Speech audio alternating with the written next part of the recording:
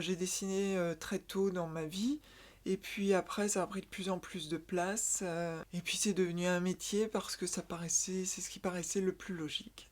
Alors je travaille ici dans mon atelier, et puis il m'arrive de travailler parfois ailleurs quand je fais des grandes fresques, parce que je fais surtout en fait des peintures de grand format quand je peins, et parfois donc je fais des fresques sur des murs, et là je suis obligée d'être loin de mon atelier, donc ça m'arrive de voyager pour peindre.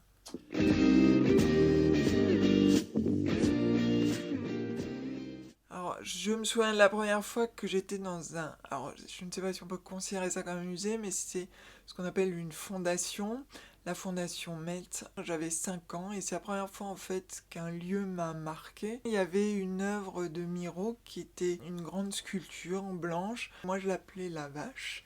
Et donc, je me collais contre elle, je voulais pas la quitter et je la trouvais super chouette.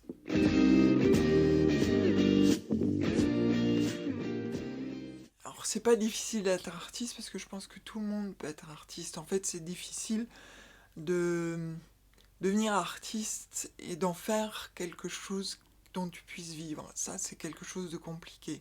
Être artiste, c'est la partie facile. Après, pouvoir réussir à en vivre, c'est la partie compliquée.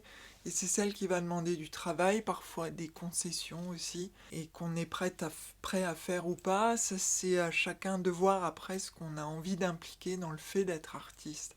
Je pense qu'on peut être artiste sans être professionnel aussi, pour soi. Je crois beaucoup à ça et je crois que ça fait beaucoup de bien quand on crée pour soi sans être professionnel. Après, le fait de devenir professionnel, c'est juste le fait que c'est un besoin qui prend beaucoup, beaucoup de place. Donc tout va dépendre du besoin de créer que chaque personne a.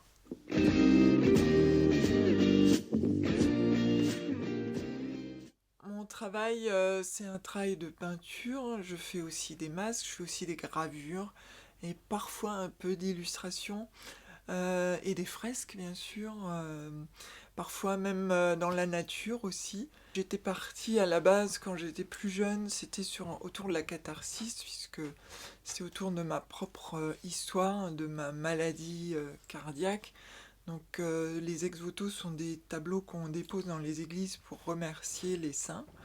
Et après, ça a dévié sur des faits d'actualité. Donc en fait, il y a beaucoup de choses politiques dans mes tableaux qu'on ne voit pas forcément parce qu'ils sont très remplis.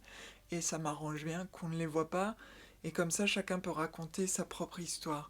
Il y a quelques tableaux autobiographiques et il y a aussi beaucoup le folklore et les légendes. Mais finalement, le folklore et les légendes, c'est des choses universelles et donc ça raconte aussi un air du temps. Et j'aime beaucoup que ça soit chargé pour que justement on n'ait pas l'histoire tout de suite comme ça, d'emblée, d'un premier coup d'œil. J'aime bien quand les gens ont besoin de chercher, de s'interroger, parfois de me poser des questions si je peux être là. Je trouve ça plus intéressant. Et après même que eux me livrent leur propre histoire.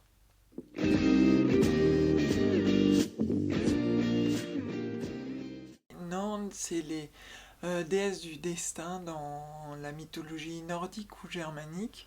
Ça parle de la destinée et du destin. Alors c'est du papier mâché sur du carton, c'est assez simple en fait. Et puis des matériaux de récupération d'un peu partout, des tissus, du fil, de la laine. Voilà, c'est des choses que j'ai récupérées. Et du velours. Et le masque a un côté rituel qui m'intéresse, on le met qu'à certaines périodes de l'année. Celui-là par exemple symbolise l'hiver. Je trouvais ça intéressant de travailler sur le masque pour des raisons particulières, pour célébrer d'une certaine manière quelque chose. Et j'ai fait des photos où je le porte justement. Et donc donc il a les yeux et tout, c'est fait à ma taille et, et je peux me promener avec vraiment.